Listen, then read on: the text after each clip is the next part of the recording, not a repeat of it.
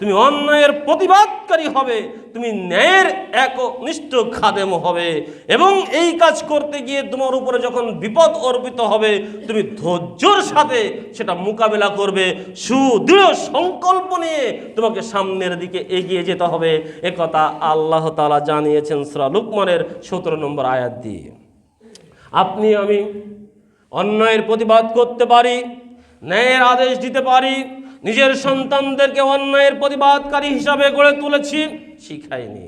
বর্তমান সময়ের অন্যায়ের প্রতিবাদ দেখলে পিতার একটি গল্প মনে পড়ে যায়। এক সময়ে ফিনি রাজা, পাখির রাজা ফিনি রাজা, কে রাজা জানি না, এই গল্পে রাজা। ফিনি রাজা পাখিদের একটা সমাবেশ ডেকেছে।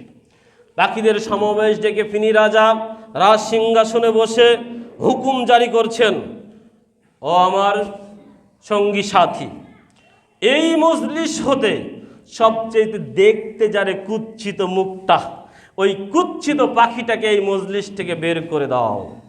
তখন ভুতুম পেশা, যাকে দেখতেই খারাপ ভুতুম পেশা বলে জানে, ভুতুম পেশা দাঁড়িয়ে বলছে, মহারাজ আদেশ করুন কাকে বের করে দেব। ফিনি রাজা চেয়েছিল ভুতুম পেশাকেই বের করে দিতে মজলিস থেকে, অথচ ভুতুম পেশায় দাঁড়িয়ে বলছে, মহারাজ আদেশ করুন, আপনার আদেশ চিরধার্য, মজলিস থেকে কার বের করে দেব। বর্তমান সময়ের অন্যায়ের প্রতিবাদ দেখলে তাই মনে হয়। অন্যায়কারী বলে কোনো অন্যায় মেনে নেওয়া হবে না, মবকারী বলে এই বাংলার জমিনে মব চলবে না, চাঁদাবাজ বলে এই বাংলার জমিনে চাঁদাবাজের কবর রচনা করব, দুর্নীতিবাজ বলে দুর্নীতি দিয়ে বাংলাদেশ আর চলবে না। এভাবেই যিনি সন্ত্রাসী তিনি বলে সন্ত্রাস আর মেনে নেওয়া হবে না। যিনি মাদক ব্যবসায়ী তিনি বলেন যুব সমাজকে রক্ষা করতে এই মাদকের বিরুদ্ধে আমাদের সংগ্রাম অব্যাহত থাকবে। যিনি ঘুষখোর তিনি বলেন ঘুষ দিয়ে আমাকে কেনা যাবে না।